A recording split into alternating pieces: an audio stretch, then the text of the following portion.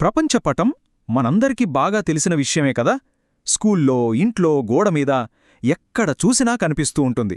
కాని రోజూ చూసే ఈ మ్యాప్లోనే మనకు తెలియని ఎన్నో సీక్రెట్స్, కొన్ని పెద్ద పెద్ద సవాళ్లు కూడా దాగున్నాయంటే నమ్ముతారా? అవును, వాటి గురించే ఇప్పుడు మనం మాట్లాడుకోబోతున్నాం. ఒక్క నిమిషం, ఏంటిది? మనం ఇప్పటిదాకా చూసిన మ్యాప్స్ అన్నీ తప్ప అనిపిస్తోంది కదా. వినడానికి కొంచెం ఆశ్చర్యంగా ఉన్నా అసలు కథ మొత్తం ఈ ఒక్క ప్రశ్న చుట్టూనే తిరుగుతుంది. ప్రపంచపటం వెనుకున్న అసలు నిజం ఇక్కడే మొదలవుతుంది. సరే, అసలు సమస్యేంటో చూద్దాం. మన భూమి గుండ్రంగా ఒక బంతిలా ఉంటుంది కదా. అంటే అదొక 3D ఆబ్జెక్ట్. దాన్ని తీసుకెళ్లి ఒక ఫ్లాట్గా ఉండే పేపర్ మీద, అంటే ఒక 2D సర్ఫేస్ మీద గీయాలి. ఇప్పుడు ఆలోచించండి, ఒక బంతిని చింపకుండా, సాగదీయకుండా ఫ్లాట్గా పరచగలమా? అస్సలు కుదరదు. ఏదొక చోట రాజీపడాల్సిందే.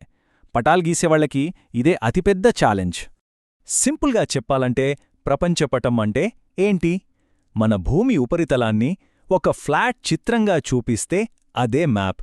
మనం సాధారణంగా 2 రకాల మ్యాప్స్ చూస్తుంటాం. ఒకటి పొలిటికల్ మ్యాప్. ఇందులో దేశాలు, వాటి బార్డర్లు క్లియర్గా ఉంటాయి. రెండోది ఫిజికల్ మ్యాప్. ఇందులో పర్వతాలు, నదులు, ఎడారులు ఇలాంటి సహజమైన విషయాలన్నీ చూపిస్తారు. ఇక్కడే ఒక ముఖ్యమైన టెక్నిక్ వస్తుంది. అదే మ్యాప్ ప్రొజెక్షన్. గుండ్రంగా ఉన్న భూమిని ఫ్లాట్గా మార్చే పద్ధతే ఈ ప్రొజెక్షన్. కాని ఇందాక మనం అనుకున్నట్టు ఈ ప్రాసెస్లో ఖచ్చితంగా కొంత డిస్టార్షన్, అంటే వక్రీకరణ జరుగుతుంది. తప్పదు. అంటే కొన్ని ప్రాంతాల్ని సాగదీయాల్సొస్తుంది, మరికొన్నింటిని కుదించాల్సొస్తుంది. సరే, డిస్టార్షన్ తప్పదు అన్నప్పుడు మ్యాప్స్ తయారు చేసేవాళ్లు ఒక నిర్ణయం తీసుకోవాలి. వాళ్ల ముందు 2 ఆప్షన్స్ ఉంటాయి. ఒకటి, దేశాల షేప్ని సరిగ్గా చూపించడం, లేదా వాటి అసలైన సైజుని